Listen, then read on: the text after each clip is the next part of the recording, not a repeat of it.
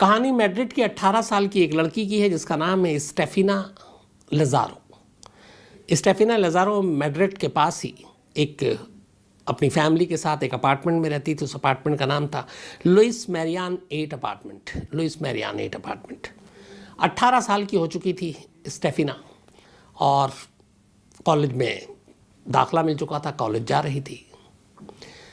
18 साल तक की उम्र में सब कुछ ठीक ठाक था, लेकिन फिर अचानक कॉलेज जाने के बाद स्टेफिना की जो पूरा बर्ताव, उसका बिहेवियर है, उसमें अचानक कुछ तब्दीली आती है।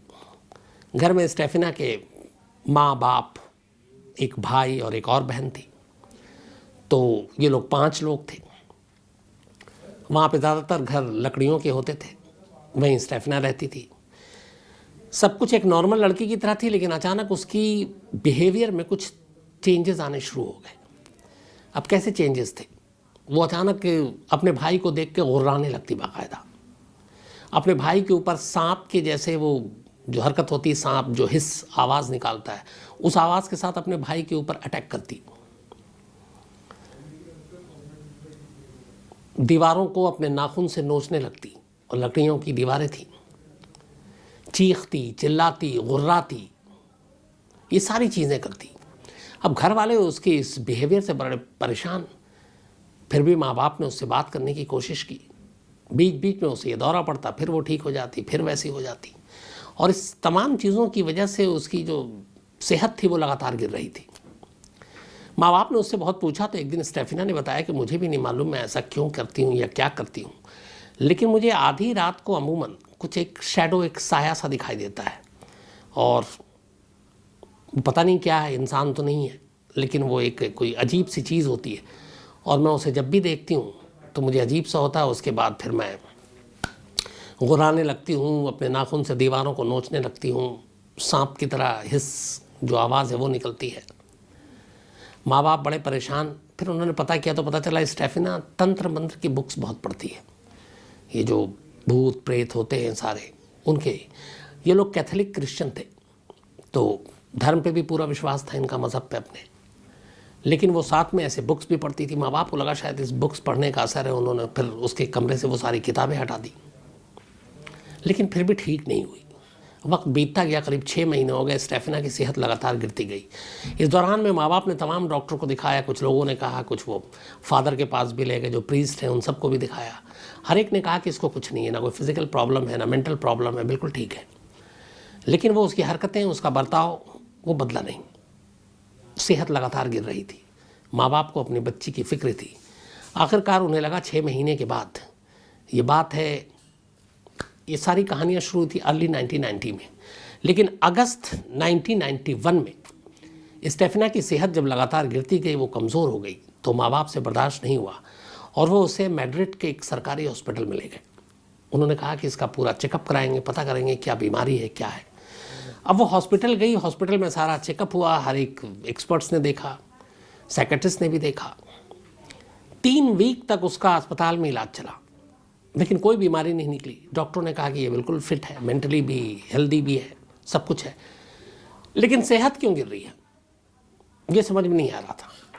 3 हफ्ते के बाद अचानक एक रोज़ अस्पताल में स्टेफिना की मौत हो जाती है। बिल्कुल नॉर्मल थी, घर वाले भी मिलने आते थे, देखते थे, डेली की तरह उस दिन भी नॉर्मल थी। अगस्त 1991 की बात है, ये एग्जैक्ट डेट याद नहीं है मुझे। तो अचानक उसकी मौत हो गई। घर वालों को जब ये बात पता चली तो उनको यकीन नहीं हुआ, क्योंकि स्टेफिना से वो कुछ वक्त पहले भी मिले थे, कुछ घंटे पहले भी, और वो बिल्कुल ठीक थी। हाँ, जो उसके साथ ये सारी चीज़ें हो रही थी पिछले 6 महीने से, वो बंद नहीं हुआ था, लेकिन डॉक्टरों को भी कोई ऐसी बीमारी का पता नहीं चला था। अब उन्होंने कहा ये क्या, डॉक्टर भी हैरान थे कि अचानक उसकी मौत कैसे हो गई। इसके बाद खैर पोस्टमार्टम होता है, ऑटोप्सी रिपोर्ट आती है, तो उसमें और तो कुछ जिक्र नहीं था, बस ये था कि दिल की धड़कन रुक गई और इसी की वजह से मौत हुई। बाकी ना उसके शरीर पे कोई ज़ख्म के निशान, ना चोट के निशान, ना कोई और सिम्टम, ना कोई और बातें।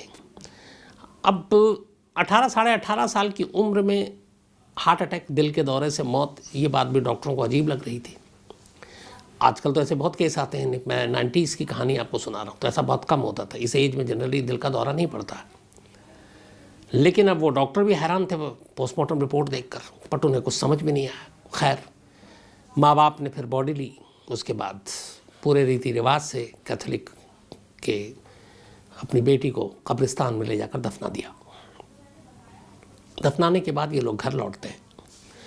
जो स्टेफिना का कमरा था, माँ बाप को उससे बहुत प्यार था, बड़ी बेटी थी, वो उस कमरे को वैसे ही सहेज कर रखते हैं। उसके कमरे की हर चीज़ की साफ़ सफाई करते हैं, बेडशीट डालते हैं, और जो स्टेफिना की छोटी छोटी चीज़ें थी यादगार जो अपने कमरे में रखती थी, चाहे वो किताबें हों, चाहे वो खिलौने हों जो बचपन में खेलती थी, उसके कपड़े हों, सब वहीं उन्होंने सहेज कर रखा और उस रूम को लॉक कर दिया। बीच बीच में फिर वो रूम की जब सफाई करते और फिर बंद कर देते। पहला हफ्ता तो कुछ नहीं, एक हफ्ते के बाद अचानक उन्होंने नोटिस किया कि वो बेडशीट बदल देते, उसका कमरा जो है साफ़ कर देते, सब कुछ ठीक हो जाता। और फिर जब वो दरवाज़ा खोलते तो हैरान हो जाते, बेडशीट फर्श पे पड़ी होती, गद्दे इधर से उधर, किताबें बाकी चीज़ें कमरे में बिखरी पड़ी हुई हैं, दीवार पे जो तस्वीरें हैं वो उल्टी हो गई हैं। पहली बार उन्हें लगा पता नहीं क्या है, कुछ पड़ोसी तंग कर रहा है। खैर उन्होंने फिर से सब कुछ ठीक किया, दरवाज़ा लॉक कर दिया।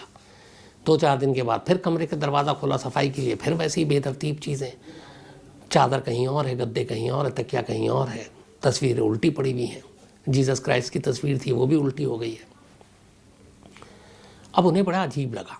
इसके बाद एक नई चीज़ शुरू हो गई। स्टेफिना के कमरे से रात को अचानक, ख़ासतौर पर रात को, अजीब अजीब आवाज़ें शुरू आने लगी। और ख़ास तौर पर एक जो थी, मम्मा मम्मा, मतलब वो अपनी माँ को पुकार रही है और माँ उसकी आवाज़ सुनती, घर वाले भी सुनते हैं, और उस आवाज़ में बड़ा दर्द होता। रात को ये लोग दरवाज़ा खोल कर उसके कमरे में जाते हैं तो वहाँ महसूस करते कि बहुत ठंडी हवा चल रही है, और बाहर जब वो देखते खिड़की से तो कोई हवा नहीं चल रही है। परेशान फिर उन्होंने देखा कि सारी चीज़ें अस्त व्यस्त हैं। ऐसा कई दिन चला, आवाज़ें आई बड़ी बड़ी। फिर उन्होंने नोटिस किया कि उसके कमरे की जो दीवारें हैं लकड़ी की थी, वो सारी नाखून से खुरची हुई हैं। और जब उससे पहले दौरा पड़ता था और स्टेफिना ने ये सब किया था, उसके बाद उन्होंने वो जो वॉल थी लकड़ियों की, ये सारी चीज़ें बदलवा दी थी, लेकिन अब नए निशान नाखून के उन दीवारों पर थे। उन्हें बड़ा अजीब लगा, फिर डर भी लगा कि कुछ है। पहले उन्होंने चेक किया पड़ोसियों, किसी ने तंग तो नहीं कर रहा है, वो सब चीज़ें नहीं थी। फिर उन्होंने क्या किया कि उसके कमरे को लॉक करके और नट बोल्ट लगा दिया ताकि अब उसमें कोई जा ही नहीं। अगले दिन बहुत तेज़ ठंडी हवा घर के अंदर, और उन्हें आवाज़ें अजीब अजीब सुनाई दी, चीखने की, चिल्लाने की, मम्मा मम्मा। और उसके बाद वो दरवाजे का नट बोल्ट अपने आप खुल गया और पूरा दरवाज़ा खुल गया। घर वालों ने देखा, वो और घबरा गए। इसके बाद परेशान, अब उन्हें ये लगा कि पड़ोसियों को बताएं तो पड़ोसी हंसेंगे, कौन इस बात पे यकीन करेगा कि घर की तस्वीरें उल्टी हो रही हैं, चादर इधर से उधर है, तकिया कहीं और है, दीवार पे नाखून के निशान हैं ताज़े। बड़े परेशान, लेकिन फिर लगा कि कुछ पड़ोसियों को इसमें बताना चाहिए। स्टेफिना के माँ बाप ने पड़ोसियों से बात की, उन्होंने हमारे घर में इस तरीके से हो रहा है। कुछ पड़ोसियों ने कहा हमें रात को हमें भी आपके घर से आवाज़ सुनाई देती है। फिर उन्होंने कहा कि ये सारी चीज़ें, कुछ पड़ोसियों ने हिम्मत की, उन्होंने कहा कि चलो। रात को वो गए, विटनेस बने, उन्होंने देखा सब कुछ ठीक है। अचानक ठंडी हवा चलने लगी, आसपास में और कहीं नहीं चल रही है, तस्वीरें उलट रही हैं। ये सारी चीज़ें जब देखी तो पड़ोसी भी घबरा गए, लेकिन अब पड़ोसी विटनेस बन गए थे। अब ये सिलसिला चलता रहा, माँ बाप परेशान। इसी दौरान में एक नई चीज़ हुई। जिस कॉलेज में स्टेफिना पढ़ती थी, उस कॉलेज की 2-3 टीचर स्टेफिना के घर पहुंचे अचानक, और स्टेफिना की मौत को करीब 15 दिन से ज़्यादा का वक्त बीत चुका है। वो स्टेफिना के माँ बाप के पास आते हैं और कहते हैं हमें आपसे कुछ बात करनी है, आपको कुछ बताना है। तो उन्होंने कहा जी बताइए। तो उसने कहा कि ये बात हमें पहले बतानी चाहिए थी, लेकिन हमें नहीं बता पाए, क्योंकि कैसे बताते और आप यकीन करते कि नहीं। उनमें से एक, चूँकि ये क्रिश्चियन स्कूल था, तो नन थी, वो नन भी घर आई थी स्टेफिना के मिलने के लिए। तो उन्होंने कहा कि ये करीब 6-7 महीने पुरानी बात है। अब उन्होंने कहा इतनी पुरानी बात आप क्यों अब बता रहे हैं? तो उन्होंने कहा हमें पता चला अब स्टेफिना की मौत हो गई है, तो वो सारी चीज़ें हम रिकॉल कर रहे हैं, याद कर रहे हैं, तो आपसे शेयर करना चाहते हैं। उसने कहा बताएं। उसने कहा कि स्टेफिना की एक दोस्त थी, उस दोस्त का एक बॉयफ्रेंड था। करीब 7 महीने पहले, मतलब 1990s की बात है, उसके स्टेफिना के दोस्त के बॉयफ्रेंड का एक बाइक एक्सीडेंट में उसकी मौत हो गई। और इससे स्टेफिना की वो दोस्त बड़े सदमे में चली गई, क्योंकि उसके बॉयफ्रेंड की मौत हो गई थी और स्टेफिना अपनी उस दोस्त के बड़े करीब थी। नन ने बताया कि इसके बाद मैं एक दिन स्कूल के पिछले हिस्से में गई तो वहाँ पे 4 लड़कियों को देखा। उनमें एक स्टेफिना थी, एक उसकी वही दोस्त थी जिसके बॉयफ्रेंड की रोड एक्सीडेंट में डेथ हुई थी, और 2 उसकी और क्लासमेट थी। तो हमने देखा कि ये चारों एक लकड़ी का बोर्ड, कैरम जैसा, उसके ऊपर एक शीशे का गिलास रखी हुई है और उस गिलास को उन्होंने उल्टा रखा हुआ है और गिलास खाली है। और ये चारों उस बोर्ड के 4 तरफ खड़ी हुई हैं, चारों दिशाओं में, और इनमें से एक एक करके उस गिलास के बेस पे जो उल्टा रखा हुआ है वो उंगलियां लगाती थी। फिर एक लगाती, फिर दूसरी लगाती। बोली कि एक दिन मैं पीछे की तरफ गई और मैंने देखा, तो बोली जब मैंने देखा स्टेफिना को, जब उसकी बारी आई और मैं दूर से देख रही कि कर क्या रही, मैं पहले समझने की कोशिश कर रही थी। बोली स्टेफिना ने जब गिलास के नीचे उंगली लगाई तो मैंने अपनी आंखों से उस गिलास को उस बोर्ड के ऊपर उड़ते हुए देखा। मेरे लिए बड़ी अजीब थी। फिर मैं घबरा भी गई। मैं आई, मैंने उनको चारों को डांटा कि ये तुम लोग क्लास छोड़ के यहाँ क्या कर रहे हो, और फिर गुस्से में मैंने उस बोर्ड के 2 टुकड़े कर दिए लकड़ी के, जिस पे उन्होंने गिलास रखा था, डर के मारे, और उस लकड़ी के टुकड़ों को फेंक दिया। और अचानक मैंने देखा कि जैसे ही मैंने 2 टुकड़े किए बोर्ड के, वो गिलास हवा में था और हवा में गिलास घूम रहा है। और मेरे लिए ये बड़ी अचंभित बात थी, मैं सोच भी नहीं सकती कि ऐसा हो सकता है। फिर मैंने उन चारों से बात की तो उन्होंने बताया, स्टेफिना तंत्र मंत्र की किताबें पढ़ा करती थी, उसे भूत से बातें करने का शौक था। उसने कहा, उसने अपने दोस्तों को भी सारे जिक्र किया। जो स्टेफिना की दोस्त थी जिसके बॉयफ्रेंड की डेथ हो गई थी, उससे भी उसने बात की। उसने कहा मैंने कई किताबें पढ़ी और ये मुमकिन है भूत से बात करना, जो लोग मर गए हैं उनके बारे में बात करना, और उनके कैसे हैं वो उस दुनिया में, कैसे रहते हैं, क्या खाते हैं, क्या पीते हैं, तो ये सारी जानकारी उन्हें भूत से मिलती है।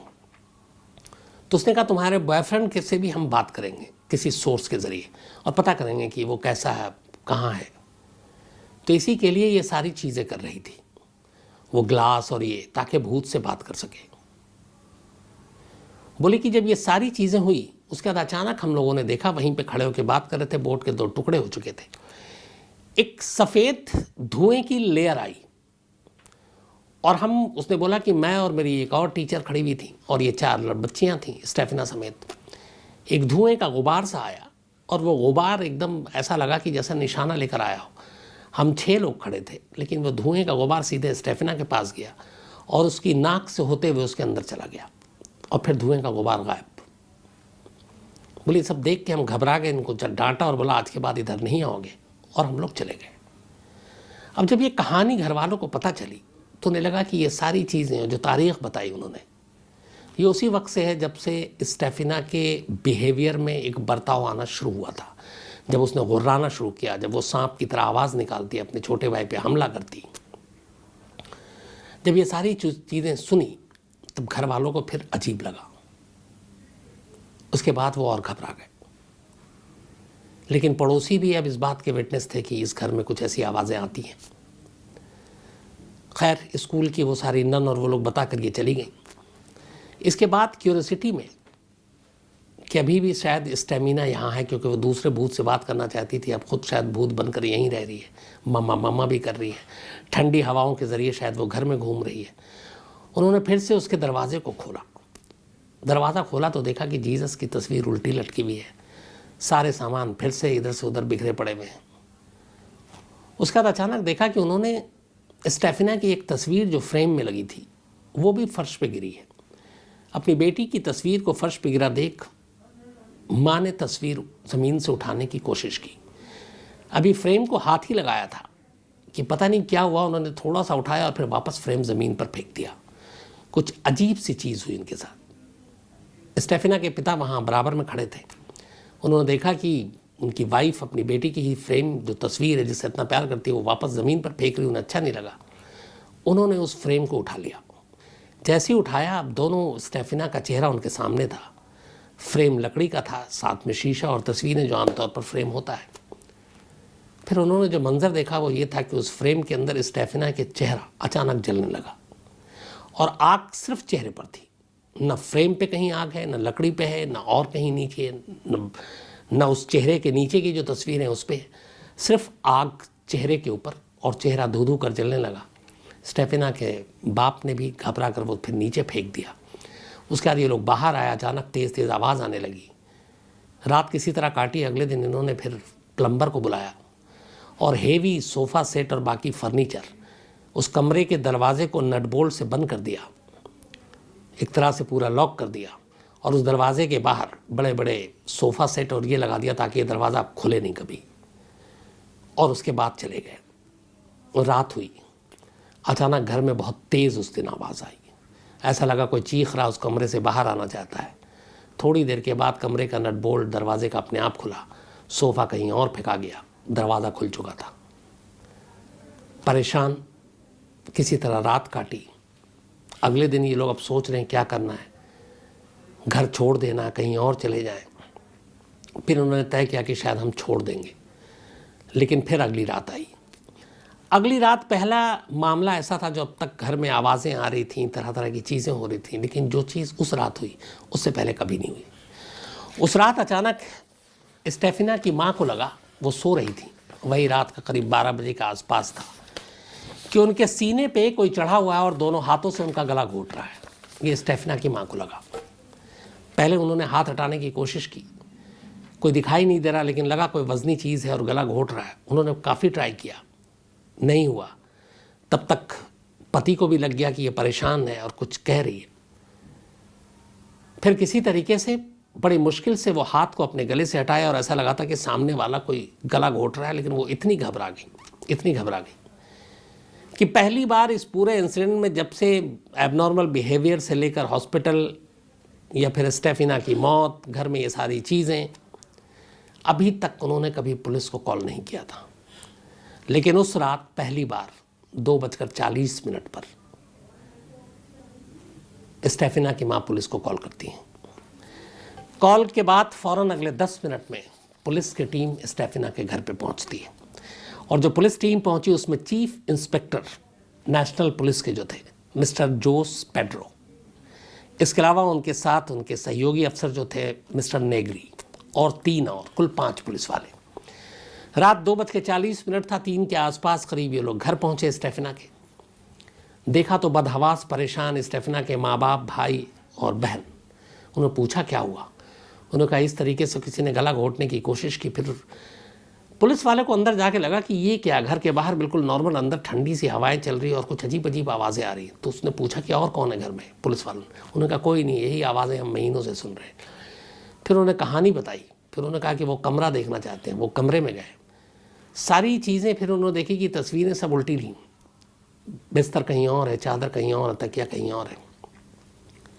इसके बाद उन्होंने उस कमरे के अंदर बहुत तेज़ हवा और आंधी की सुगबुगाहट आई। पुलिस वालों ने कहा कि खिड़की खोल के देखते हैं। उन्होंने खिड़की खोल के देखा, बाहर बिल्कुल मौसम शांत। अब पुलिस वालों की हवा ख़राब हो गई और उन्हें लगने लगा कि कुछ गड़बड़ है। अब वो भी क्या करें। उन्हें एक अनजाना रहस्यमयी, मतलब क्रिमिनल कहें या क्या कहें, जो दिखाई नहीं दे रहा, उसको कैसे पकड़ें, घर वालों को कैसे सांत्वना दें। तो पुलिस वालों ने जो भी उस वक्त किया, उस रात समझा बुझा कर, तब तक सुबह हो ही गई थी, वो चले गए। बट उनके दिमाग में ये बात घूमती रही। अगले दिन उन्होंने इन्वेस्टिगेशन के नाम पे फिर से उस घर का रुख किया। वहाँ गए तो उन्होंने डिटेल में कहानी पूछी। रात का वक्त था और उन घर वालों ने कहा कि जो भी होता है यहाँ रात को होता है। तो उन्होंने कहा ठीक है, हम रात को इस बार खुद विटनेस बनेंगे। पुलिस वाले रुक गए पांचों। रुकने के बाद अब उन्होंने कहानी सुनी, सारी कहानी समझ में आ गई। फिर उन्होंने कहा कि स्टेफिना के फादर ने कहा कि जो उनका छोटा बेटा है, अक्सर कई बार ऐसा होता है कि उस कमरे में, जिस कमरे में वो सोता है, 2 बेड, एक उसकी बहन के, एक उसके। बोले मैं अगर उसको राइट बेड पे सुलाता हूँ तो हवा में उछल कर, जैसे फुटबॉल है, वो लेफ्ट बेड पे चला जाता है और वहाँ से फिर राइट पे आ जाता है। कोई ऐसा लगता है कि उसको उठा के फुटबॉल की तरह इधर से उधर घुमा रहा है। पुलिस वालों ने कहा क्या मजाक है। बोला आप चलिए। अब पुलिस की टीम, स्टेफिना के फादर, ये सब उस कमरे में पहुँचे उनका बेटा छोटा एक बेड पे है। थोड़ी देर के बाद पुलिस वालों की आंखों के सामने हवा में उछलता है फुटबॉल की तरह वो बच्चा, और दूसरे बेड पर, फिर वहाँ से इस बेड पर। उनके सामने फिर जीसस की तस्वीर सीधी थी उल्टी हो जाती है, सारी चीज़ें बिखर जाती हैं और एक शोर, एक चीख सुनाई देती है। पहली बार पुलिस वालों को एहसास होता है कि इस घर में कुछ अजीब सी चीज़ें हैं। उसके बाद वो बाहर निकलते हैं, जाकर थाने में पूरी केस की रिपोर्ट दाखिल करते हैं, और जो जो उन्होंने विटनेस देखा, उन्होंने कहा कि मैंने खुद देखा। उनके सामने फिर से उस दरवाजे की नट बोल्ट लगाया जाता है, कुंडी लगाई जाती है, और उनके सामने वो दरवाज़ा अपने आप खुल जाता है, नट बोल्ट उड़ जाता है। उन्होंने कहा कि मैंने अपनी आंखों से देखा और चेक किया, अननेचुरल तरीके से दरवाज़ा खुले। ये सब रिपोर्ट में है पुलिस के, और आंखों के हमारे सामने तेज़ हवाएं चल रही है, ठंडी हवाएं चल रही है, आंधी की आवाज़ आ रही है, शोर सुनाई दे रहा है, बाहर सब कुछ शांत है। पुलिस वालों ने ये सारी चीज़ें रिपोर्ट लिखी। ये खबर उस वक्त मीडिया में आई, मीडिया ने पुलिस वालों का इन सब का इंटरव्यू लिया। इन्होंने सारी कहानियाँ बताई जो उन्होंने देखी थी, और इसके बाद फिर जांच की। पहले अब भूत प्रेत पे तो यकीन कर नहीं सकते, किसी दुश्मन का तो हाथ नहीं है, कोई ऐसा तो नहीं जो इनसे घर खाली कराना चाहता है या कोई और बात। पूरी इन्वेस्टिगेशन की कई महीने, मतलब महीने नहीं, लगभग हम 20 से 30 दिन के करीब अंदर, पर उन्हें ऐसी कोई भी सस्पेक्टेड चीज़ नहीं मिली। उस घर के अंदर जाते ही उनकी फीलिंग अलग हो जाती थी, बदल जाती थी, ऐसा लगता था यहाँ कुछ है। लास्ट में पुलिस को भी कुछ मिला नहीं, पुलिस चीफ को भी कुछ मिला नहीं।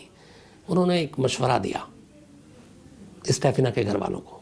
मशवरा ये था कि आप ये घर छोड़ दीजिए, शायद कुछ बदल जाए। स्टेफिना के माँ बाप पहले ही इतने परेशान हो चुके थे कि वो घर छोड़ने का सोच रहे थे, और आखिरकार उन्होंने ये फैसला किया और इस लुइस हैरियन 8 अपार्टमेंट को खाली कर दिया। खाली करने के बाद वो मैड्रिड में ही एक दूसरी जगह पहुंचे और दूसरे अपार्टमेंट में रहने लगे।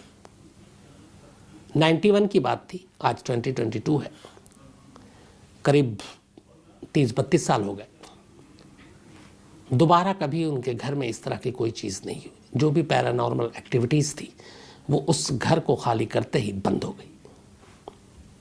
इसके बारे में स्पेनिश पुलिस, मैड्रिड पुलिस ने डिटेल में अपनी रिपोर्ट तैयार की। उस रिपोर्ट के कुछ अंश आपको इस कहानी में मैं दिखाऊंगा भी। लेकिन स्पेन के इतिहास में इस कहानी को आज भी लोग याद करते हैं, और इससे बड़ा कोई इंसिडेंट वहाँ हुआ नहीं, जो कानून का एक दस्तावेज़ है जिस पे पुलिस ने जांच की। हालांकि इस केस को पुलिस सुलझा नहीं पाई, लेकिन नसीब अच्छा था, घर बदलते ही ये सारी चीज़ें रुक गईं, और इसीलिए पुलिस को उस गुमनाम, अनजान, अनदेखा, जो चेहरा भी जिसका नहीं, ऐसे किसी भूत की तलाश लंबे वक्त तक नहीं करनी पड़ी। ये पैरानॉर्मल जो एक्टिविटीज़ थी ये सब खत्म हो गई।